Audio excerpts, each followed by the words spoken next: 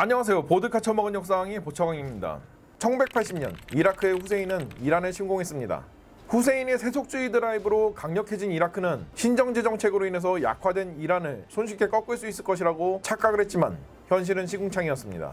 이란의 국력은 여전히 이라크의 3배 정도였고 이라크군의 실력은 거대한 이란을 패퇴시키기에는 너무나도 보잘것없었습니다. 후세인은 이스라엘의 6.1 전쟁처럼 단시간 만에 전략적인 목표를 이루고 빠르게 전쟁을 끝내려고 했지만 전쟁은 초반부터 대차게 꼬여버렸고 지상군은 예정된 목표를 점령하는 데 실패했습니다. 후세인은 전쟁이 글렀다고 판단하고 빠르게 휴전에 동의하고 전쟁에서 발을 빼려고 하였지만 이란은 그럴 생각이 없었습니다. 이란은 신정제 국가를 건드리면 어떻게 되는지 이라크로서 보여주려고 했던 것이죠. 어차피 이라크는 빚을 내서 전쟁을 하는 입장이었고 이라크가 점점 더 손해를 보게 되는 시스템이었거든요. 그래서 휴전을 거부하고 치열하게 전쟁을 벌이게 되었죠. 후세인은 화장실을 때려 부수면서 분노했습니다. 재정은 파탄 상태에 놓였고 빚은 점점 늘어났거든요. 다행히도 이란의 시아파 신정제 정부를 싫어하던 서방과 수니파 국가들이 이라크한테 돈을 빌려줘가지고 이라크 경제가 무너지지는 않게끔 지탱을 해줬는데요. 어쨌든 갚아야 되는 돈이다 보니까 나중에 갚을 엄두가 안 났습니다. 이란은 전체적인 국력이 이라크보다는 앞서지만 서방에서 강도 높은 경제 제재를 받는 중이었고 전 세계적인 냉대를 받는 중이라 가지고 어디 기댈 곳이 없었어요. 그래서 이란 자체적인 허리띠를 졸라매가지고 전쟁을 하는 입장이었죠. 결국 이 둘이 선택한 것은 석유였습니다. 1973년 아랍연합군이 철저한 준비 끝에 기습적으로 이스라엘을 침공했습니다. 이집트군은 단 2시간 만에 이스라엘의 방어선인 바레브선을 돌파했고 시리아군은 골란고원으로 들이닥치기 시작했죠. 동시에 중동 각국들은 자원의 무기화를 천명하면서 석유값을 기존의 4배로 올려버렸습니다. 이른바 1차 석유 파동이 터졌던 것이죠. 이후에도 고공행진하던 석유값은 1978년에 이란 혁명이 발발하자 더 큰 위기를 맞게 되었습니다. 세계 산유국 2, 3위를 다투는 이란에서 혁명으로 인해 가지고 석유 노동자들이 파업을 하는 와중이었으니까 생산량이 기존의 3분의 1로 급감해버렸던 것이죠. 그래서 전 세계는 또다시 한 차례 석유값이 폭등할 것이라는 공포가 지배하게 되었고요. 이것이 바로 2차 석유 파동이죠. 참고로 한국 경제는 이때 당시 경제 붕괴 상태에 직면할 정도로 엄청난 타격을 입었고요. 이런 것들로 인해서 촉발된 민심 이반으로 인해서 YH 무역 사건, 부마 항쟁 이런 것들이 일어났죠. 그런데 이 석유값은 1981년에 배럴당 40달러로 정점을 찍고는 서서히 안정되기 시작했습니다. 그 이유는 바로 이란 이라크 전쟁이 점점 장기화가 되었기 때문이죠. 아니 이란과 이라크 둘 다 산유국 순위 2, 3위 다투던 나라들이었는데 이 두 나라가 동시에 전쟁에 들어가서 그것도 총력전으로 들어가가지고 영끌을 해서 꼬라박고 있었으니 석유를 말 그대로 전 세계가 잠길 기세로 막 시장에 퍼부어졌어요. 이 때문에 석유값은 서서히 내려가기 시작했습니다. 원래 이마저도 엄청나게 하락곡선을 그리면서 폭락해야만 정상인데 만약에 석유값이 폭락하면은 당장 자국 경제부터 아작날 게 뻔했던 세계 1위 산유국인 사우디아라비아가 스스로 자청해가지고 감산했기 때문에 그나마 연착륙한 거예요. 하지만 1986년이 되자 사우디의 살신성인도 한계에 다다르게 되었습니다. 역시 당시 순위권 산유국이었던 소련이 아프간 전쟁의 전쟁 비용을 감당하지 못했고 또 체르노빌 원전 사건이 터지면서 급전이 필요해진 것이죠. 그래서 어쩔 수 없이 소련도 석유를 증산해가지고 시장에 쏟아 부어댈 수밖에 없었어요. 여기에 미국도 장사는 해야지 하고 있으니까 석유 감산 안 하고 그러다 보니까 감산 합의에 실패해가지고 석유값이 배럴당 7달러까지 폭락하게 됩니다. 이로써 사우디 경제는 한 차례 위기를 맞게 되었고 소련 경제는 돌이킬 수 없는 강을 건너고야 말았죠.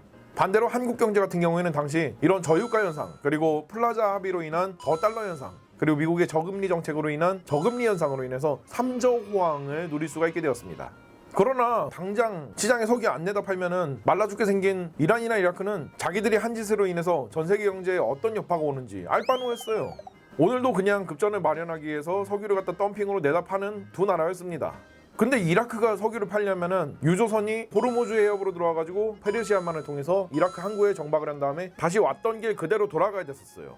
호르무즈 해협 같은 경우에는 아라비아 반도랑 이란 사이에 위치한 좁은 해협인데 여기가 좁은 곳은 폭이 50km밖에 안 됩니다. 넓다고 보기는 어려워요. 근데 여기를 지금도 전 세계 원유 수송량의 30%가 오갈 정도로 굉장히 중요한 길목입니다. 그래서 맨날 이란이 승질 부릴 때마다 여기 봉쇄하겠다고 으름장 놓고 그러죠. 총력전, 결국은 국가의 모든 영끌을 해가지고 전쟁에 퍼붓는 그런 형태의 전쟁인데요. 결국은 이란은 이라크를 꺾으려면은 이라크의 밥줄, 즉 석유 수출을 막는 것이 승리의 지름길이라고 판단했습니다. 그래서 페르시아만 일대에 이란 해군을 풀어가지고 이라크의 항구에서 나오는 유조선들을 사냥하기 시작했죠.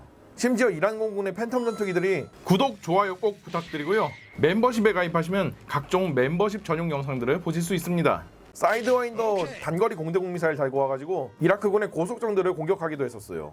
에? 사이드와인더는 공대공 미사일인데 대함 공격이 된다고요? 라고 하실 분들 많은데요. 참고로 이거 열추적 방식입니다. 해상에서는 전투함이 배기열을 뿜다 보니까 그 배기열이랑 해상이랑 온도 차이가 확연히 나요. 그래서 이렇게 사용하는 것도 가능합니다. 그리고 간신히 대환장 파티가 벌어지는 페르시아만을 탈출해가지고 호르무즈 해협에 도달하면은 이란군의 혁명수비대가 RPG-7과 로켓포를 고속단정에 달고 와가지고 열심히 유조선에 빵빵 쏴댔죠. 그렇게 해서 격침당한 수가 굉장히 많습니다. 여기에 이라크군도 보복으로 액조세 대함미사일을 인티한 미라주 F1 EQ5 전투기들을 갖다가 급하게 주문했습니다. 공대함 버전 액조세 미사일 같은 경우에는 사거리가 70km 정도입니다. 고체 로켓 추진 방식의 대함미사일이고요. 따라서 고체 로켓 추진 방식이다 보니까 모터의 작동 시간이 끝나면 관성으로 돌입을 해야 돼가지고 사거리가 미제 하품 미사일보다는 짧았고요. 시커먼 연기를 내뿜으면서 가느라 육안으로 포착도 쉽다는 단점이 있었습니다. 하지만 레이더로 포착하기 어려운 초저고도를 시스키밍 비행해가지고 가는 미사일이다 보니까 당시로서는 대응이 굉장히 어려운 미사일이었죠. 뭐 어쨌든 육안이든 레이더든 탐지를 하려면은 수평선을 넘어와야만 탐지가 가능한데 고도를 낮게 깔아서 내려오면 훨씬 더 가까이 와야만 탐지가 가능하니까요. 그래서 대응할 시간도 촉박했습니다. 이라크군은 액조세 미사일로 역으로 이란의 유조선들을 사냥했습니다. 그러나 미라주 F1 EQ5 같은 경우에는 작은 체급의 한계 때문에 무거운 액조세 대함 미사일을 불과 동체 중앙에 한 발밖에 못 달았어요. 그래서 주익에 무리가 가더라도 어거지로라도 양측 주익에 두 발을 장착하게끔 만든 미라주 F1 EQ6에 발주도 하게 됩니다. 근데 전투기 주문하면은 뭐 내일 당장 새벽 배송으로 오는 것도 아니잖아요. 당연히 이거 개발하고 생산하고 넘겨주는데 시간 걸리죠. 때마침 이라크 공군은 비즈니스 제트기를 이용해가지고 민항기로 위장해서 이란 영공을 갖다가 자주 정찰을 하고 있었습니다. 그래서 쏠쏠이 재미를 보고 있어가지고 여기서 아이디어가 번뜩 떠올랐어요. 곧바로 이라크 공군은 다소사의 오너였던 마르셀 블로우한테 찾아가가지고 이런 요구를 했습니다. 그 당신들 비즈니스 제트기도 잘 만든다면서. 아 그냥 우리가 못 만드는 게 없죠. 못 만드는 게 없다. 그럼 지금 생산된 비즈니스 제트기에다가 미라주 F1의 레이더랑 조종속 따라서 가지고 오죠. 지금 당장 right now. 이스라엘만 미친놈들인 줄 알았는데 어휴 내가 말년에 이런 지상새끼까지 상대해야 되다니. 그리하여서 다소사의 비즈니스 제트기인 팔콘 50의 미라주 F1 EQ5의 레이더와 조종석을 갖다가 어거지로 이식해서 만든 끔찍한 혼종이 탄생했으니 그것이 바로 수잔나 공격기였습니다. 뭐 속도는 당연히 아음속이었지만 최대 이륙 중량은 미라주 F1이랑 비슷했고요. 주익이 굉장히 튼튼하다 보니까 여기다가 액조세 대함미사일 두 발을 달고 날아다닐 수가 있었죠. 이 공격기는 민항기로 위장한 채 해상 초계를 돌다가 이란에 유조선이 나타나면은 냅다 액조세 박아버리고 나서 도망가는 용도로 사용이 되었죠. 사실 이거 제네바 협정 위반이긴 합니다. 민항기로 위장한 군용기니까요. 한편 엄청나게 많은 양의 유조선들이 오가는 페르시아만이 뻑하면은 대함미사일 날라와가지고 꽂히는 지옥 불바다로 변해버리고야 말았죠. 수많은 유조선들이 국적을 가리지 않고 격침되면서 많은 수의 사상자가 발생했고요. 전 세계적인 석유 공급에도 차질이 빚어지기 시작했습니다. 이때 어느 정도였냐면은 한국 국적 화물선도 2척이나 격침이 되었을 정도고요. 한국 국적 유조선인 노열 콜롬비아 같은 경우에는 소련제 테르민 미사일을 맞았는데 다행히도 탄도가 불발이라 가지고 미사일이 꽂힌 채로 한국에 와가지고 이것을 해체하는 일까지 벌어졌을 정도입니다. 참고로 테르민 미사일은 탄두 중량이 450kg이기 때문에 이거 터졌으면은 그대로 격침이에요. 이 때문에 대형 선사들은 페르시아만 진입을 꺼려하기 시작했고 보험료도 천정부지로 상승하자 결국 전세계가 특단의 대책을 내놓았죠. 바로 요즘 아덴만 해적들 대비해가지고 수송선단 각국 정부에서 파견한 전투함들이 호위하듯이 마찬가지로 유조선단을 각국 정부에서 파견한 전투함들로 호위하는 것이었습니다. 곧 수많은 전투함들이 페르시아만으로 파견이 되었는데요. 그 중에서는 미국의 올리버 해저드 페리급 스타크함도 포함이 되어 있었습니다. 올리버 해저드 페리급은 1970년대부터 건조가 시작된 4,000톤급의 범용 구축함인데요. 범용 구축함은 말 그대로 다목적 구축함입니다. 대공, 대함, 대잠 어느 하나 빼놓지 않고 다 능력치를 갖춰놨고 비슷비슷하게 다 잘해요. 그리고 이 전투함은 소련과의 만약에 세계대전이 발발하면은 대서양의 수송선단을 호위해가지고 유럽으로 보내주는 호송 임무를 할 예정이었죠. 그래서 이런 선단 호위 임무에는 딱 적당한 전투함이었습니다. 왜냐면 소련이랑 세계대전이 나면은 당연히 소련의 잠수함들이 대서양을 오가는 수송선단을 노리겠죠. 그래서 올리버 해저드 페리급 같은 경우에는 뛰어난 수준의 대잠 능력을 갖췄고요. 만약 소련 잠수함이 선단에 잠대함 미사일을 갖다가 한두 발 발사하면은 그것을 막아주려고 대공 센서와 SM-1 함대 방공 미사일을 장착했습니다. 다만 이게 뭐 지금처럼 VLS로 막 여러 발 나간 게 아니라 단장 발사기예요. 장전하고 쏘고 하는 방식입니다. 물론 일루미네이터도 하나밖에 없고 당시 좋은 대공 센서를 달아준 건 아니라 가지고 동시 요격 능력도 딱 2개로 제한이 되었는데요. 그래도 이 정도면 선단에 날아오는 잠대한 미사일 한두 발 정도는 어찌저찌 막아볼 정도였죠. 어차피 소련제 잠수함들의 전투체계의 성능이나 잠대한 미사일 운영 시퀀스상 동시에 여러 발 쏘기는 어려웠었거든요.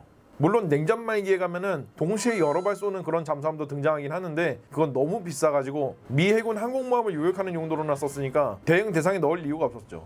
여기에 76mm 한 폴 하나 달아놨고요. 만약에 잠대한 미사일이 전투함으로 날아오는데 모든 요격 시도가 실패했을 때를 대비해가지고 최후의 방어를 하라고 펠랭스 시우스를 한번 달아놨습니다. 펠랭스 시우스는 분당 3,000발의 연사 속도를 자랑하는 20mm 발칸포에다가 추적 레이더를 달아놓고 자동화된 사격 통제 시스템을 갖춰놓은 그런 체계인데요. 단순히 레이더 연동 사격을 해가지고 화망을 구성해서 격추하는 원리가 아니라 대한미사일의 예상 진행 방향과 코스를 갖다가 예측해가지고 그 부위로 예측샷을 때려줘가지고 대한미사일을 저격하는 그런 개념의 물건이었습니다. 그것도 전자동으로 말이죠. 이런 나름 튼실한 무장을 갖춘 스타크함의 승조원들은 자신감 뿜뿜이었죠. 특히나 거대한 성조기 하나 딱 개양해 놓으면은 그저 Make America Great Again! 감히 어느 누가 스타크함을 건드릴 수가 있겠습니까? 예상대로 스타크함은 많은 호송 임무를 했지만 별 탈 없이 성공적으로 임무를 마치면서 자신들이 옳았다는 것을 느끼게 되었죠. 물론 그 사이에 호위하던 유조선이 대한미사일에 피격당해가지고 생존자를 구조하거나 그런 임무는 했었지만 직접적으로 공격은 안 받았다고. 그래서 아주 위험한 해역인데도 불구하고 SM-1 대공미사일은 장전도 안 해놨고요. 전력을 아끼려고 최후의 방어수단인 펠랭스도 콘센트를 빼놓은 상태였습니다. 이 지역 주변에서는 다행히도 공식적인 교전 관계에 놓여져 있는 국가는 없었습니다. 심지어 근처의 국가인 사우디아라비아와 이라크는 당시 미국의 우방국이기까지 했죠. 그리고 스타크함 승조원들이 자신들이 공격당하지 않을 것이라고 방심하게 된 결정적인 계기는 두 가지 사실을 간과해서였습니다. 첫 번째로는 당시 레이더 기술이 완벽하지 않았다는 것입니다. 전투기가 포착한 레이더 정보를 토대로 적함의 종류를 식별해서 때릴 수 있게 된 것은 비교적 최근의 일입니다. 그 전까지는 표적의 크고 작음 정도만 알 수가 있었고 정말 잘해봐야만 형상이 어떻게 생겼는지 정도만 파악을 할 수가 있었어요. 그리고 대한미사일에서 많이 쓰는 액티브 레이더 시커는 상황이 더 안 좋았죠. 왜냐면 전투기의 레이더보다 훨씬 더 작고 안 좋은 물건을 장착해 주니까. 일단 미사일의 레이더 시커가 딱 작동되면은 좌에서 우방향으로 스캔을 하는데요. 스캔을 해보고 나서 그 중에서 가장 큰 표적으로 돌입을 하게끔 되어 있습니다. 그러나 그때 당시 기술상 액티브 레이더 시커의 탐색각이 좁을 경우에는 운 나쁘게 엉뚱한 표적으로 돌입한 경우도 있고요. 알고리즘을 무시하고 아무함에나 돌입한 경우도 있습니다. 두 번째는 진짜로 실수가 아니라 고의로 미국 국적 배를 공격하는 경우가 생각보다 많았어요. 1967년 이스라엘은 미국 국적 정보함인 리버티호를 고의로 공격해가지고 대파시켰습니다. 1968년에는 미국의 정보함인 푸에블로어가 북한에 납포되었고요. 1975년에는 크메르가 미국 국적 화물선인 마야구에조를 납포해가지고 억류했죠. 그러나 스타크함의 승조원들은 이러한 사례들을 까맣게 잊은 채 위험한 항해를 이어나갔습니다. 그러는 중 1987년 5월 17일 이날 전탐사는 대공 레이더에 이상한 항적이 하나 찍혀있는 것을 발견했어요. 웬 비즈니스 제트기 한 대가 민항기의 순항 고도가 아니라 저고도를 날고 있었던 것입니다. 그리고 이상하리만치 으스스하게 스타크함으로 접근해오기 시작했죠. 스타크함에서는 곧바로 의도와 소속을 묻는 무전을 2차례 보냈지만 답변은 오지 않았습니다. 그러나 모두가 큰일이 일어나지 않을 것으로 생각했습니다. 왜냐하면 상대는 비무장 비즈니스 제트기고 스타크함은 미 해군의 최첨단 호위함이니까요. 그러나 SLQ-32 ESM 시스템에서는 FC가 포착되었다는 경보를 울리기 시작했습니다. 분명 비무장인 비즈니스 제트기일 텐데 이 비즈니스 제트기가 레이더로 스타크함을 조준했던 것이죠. 그리고 SLQ-32가 띄워준 신호정보 특성은 바로 미라주 F1의 레이더였죠. 그래도 승조원들은 비상상황 속에서도 안심했습니다. 미라주 F1을 쓰는 나라는 이라크고 이라크는 우리의 친구니까요. 그러나 비즈니스 제트기는 스타크함을 35km 남겨둔 채 항적 하나를 분리해냈습니다. 그리고 그 항적은 600노트의 속도로 맹렬히 스타크함을 향해서 달려왔죠. 곧이어서 비즈니스 제트기는 24km 거리에서 또 하나의 항적을 분리해내고 공역을 이탈하기 시작했습니다. 순간 패닉에 빠진 승조원들은 우왕좌왕했습니다. 다급하게 대공전투 배치를 진행하고 SM-1 미사일을 장비하라고 지시가 내려온 것은 불과 충돌까지 50초 남은 시점이었습니다. 한 포로 대응하려고 해봤지만 절망적이게도 적의 대한미사일은 76mm 한 포의 완벽한 사각지대인 정면 코스로 접근하고 있었습니다. 올리버 해저드 페리급 같은 경우에는 함수부에 SM-1 단장 발사기를 갖다 장착하려고 특이하게도 함 중앙에 76mm 함포를 배치해놓는 정신나간 설계를 보여줬거든요. 그래서 이 함포는 함수 쪽으로 오는 표적과 함미 쪽으로 오는 표적을 대응할 수조차 없었어요. 최후의 방어수단인 펠랭스는 함 후방을 바라보고 있었고 전원마저 꺼져 있는 상태였습니다. 모든 것을 체념한 함장은 충격에 대비하라는 함내 방송을 실시했고 그로부터 3초 뒤 임팩트. 대한미사일은 정확히 함의 중심부이자 전투함의 모든 전투를 관장하는 CIC를 파고 들어온 뒤 그대로 폭발해버렸습니다. CIC 인원들은 모두 몰살당했고 그대로 스타크함은 무력화가 되었죠.